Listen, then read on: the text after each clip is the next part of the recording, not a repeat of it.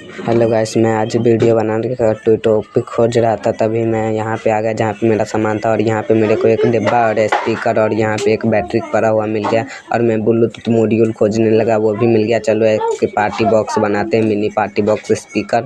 Guys यहाँ पे मैं बैटरी और मॉड्यूल में तार सोल्डिंग कर चुका हूँ। यहाँ पे चलिए डब्बा में फिक्स करते हैं मॉड्यूल और बैटरी को।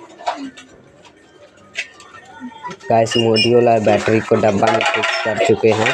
गाइस यहाँ पे स्पीकर में तार जोड़ रहे हैं, स्पीकर में तार जोड़कर मिलते हैं यहाँ पे। गाइस स्पीकर में तार जोड़ चुके हैं। और यहाँ पे एक मिनी LED लाइट भी लगाया था, लेकिन उसे बाद में निकालना पड़ा क्योंकि बैटरी बैकअप बहुत कम था। और यहाँ पे मैं स्पीकर में फेविक्विक डाल रहा हूँ मजबूती के लिए। Bluetooth mode. Sorry,